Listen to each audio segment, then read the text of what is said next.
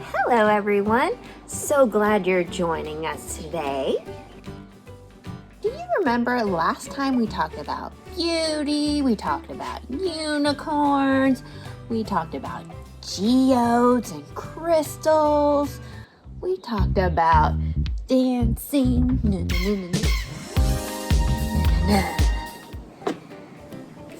But what else is beautiful? Nature.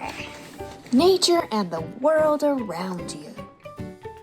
What about nature is beautiful to you?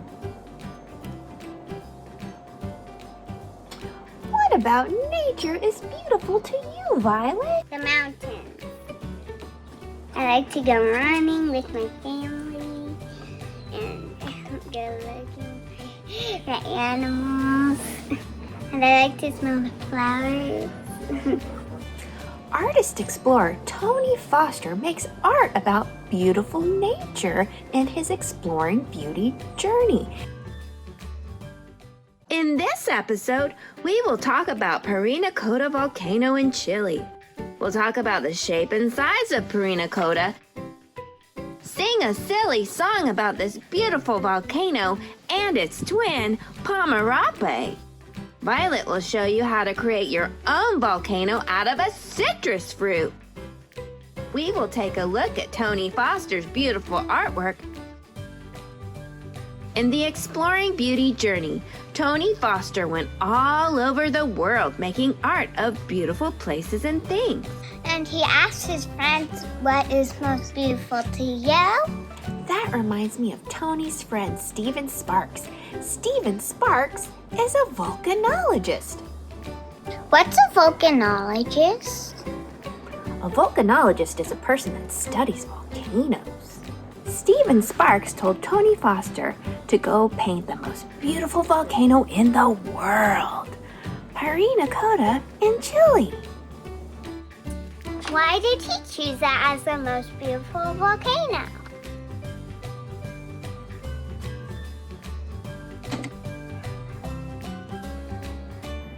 Stephen Sparks chose Parinacota because it is a perfect cone shape from almost all sides. Parinacota is a dormant stratovolcano. Dormant because it hasn't erupted for a really long time, hundreds and hundreds of years. And strato because it's cone-shaped, kind of like my ice cream cone. Doesn't mean it won't erupt again in the future. It's hard to study because of how high its elevation is, how high it is above sea level. Its peak is up to 4 miles. It's almost 20,930 feet. That's 4,186 meters. And it also has a twin called Parinacota, not too far away. And we've got a little song for you to get you to know Parinacota and Parinacota. Here it is. Twin Volcanoes, sung by Anna and Violet. Twin volcanoes existing side by side. Side by side. Twin volcanoes existing side by side. Side by side. Between Chile and Bolivia, not erupting for some time. Twin volcanoes existing side by side. Side by side. They are sleeping, they are dormant volcanoes. Volcanoes. They are sleeping, they are dormant volcanoes. Volcanoes. If they quake up and they wake up, then they're active volcanoes. If they are sleeping, they are dormant volcanoes. Volcanoes. Parinacota is the older of the two. Of the two. Parinacota is the older of the two. Of the two. Sitting quietly as dormant volcanoes do. Parinacota is the older of the two. Of the two. Both are covered with glaciers and some snow. And some snow. Both are covered with glaciers and some snow. And some snow. It can get really cold at the top of volcanoes. Both are covered with some glaciers and some snow. And some snow. Parinacota had an avalanche years ago. Years ago. Parinacota had an avalanche years ago. Years ago. It made Lago Chungara home for flamingos. Parinacota had an avalanche years ago. Years ago. Twin volcanoes existing side by side. Side by side. Twin volcanoes existing side by side. Side by side. They sit together through wind and weather, grand and beautiful throughout time. Throughout time.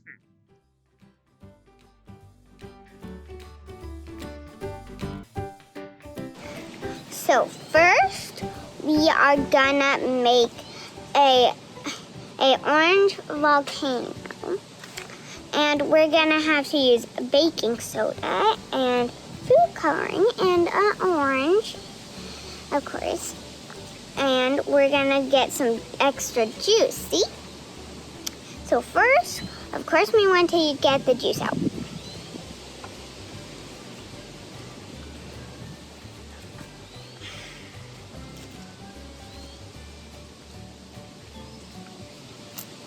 Oh, that was good.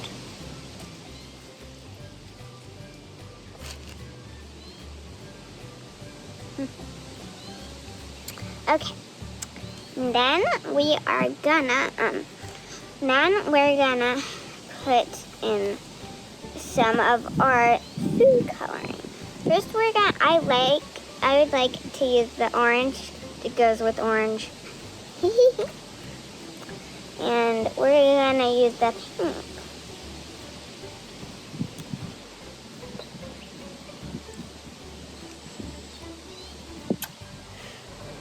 That's good. And then we are gonna add some baking soda. And then we are gonna smash it all together. Okay? It's already bubbling.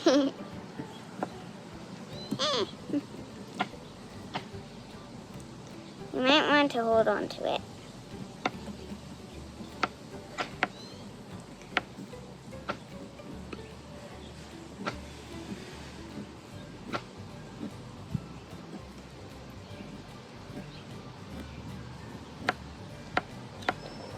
And then we're gonna add the juice.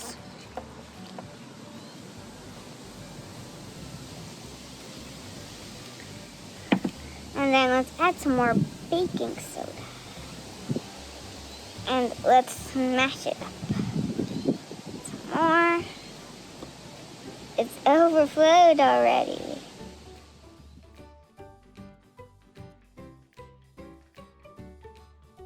Isn't that cool? Hey everyone! So, Hi. we're going to be taking these binoculars on our journey.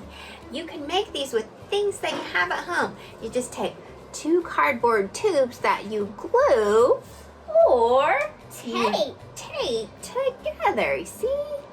Now, Violet, you prefer tape. Why do you prefer tape? Because you get to use them faster. Yeah, you get to decorate them faster. And now you get to go explore. We are going to travel from the Foster in Palo Alto, California, the United States, all the way to Parinacota in Chile, South America.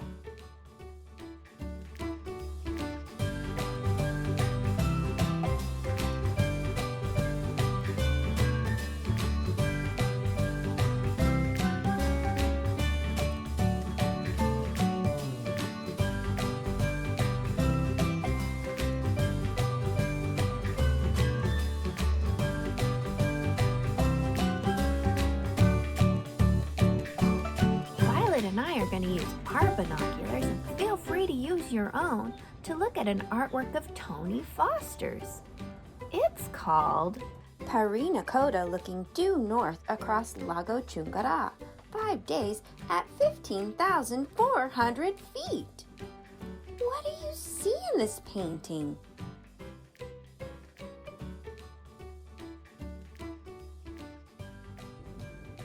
I see a lake and I see a volcano. I see a reflection I see lots of rocks. You know I love rocks. I wonder if it's hard to paint rocks with watercolors. I love rocks too. I love crystals.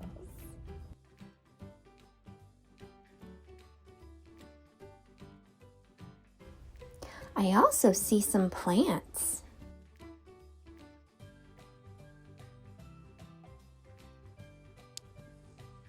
What else do you see?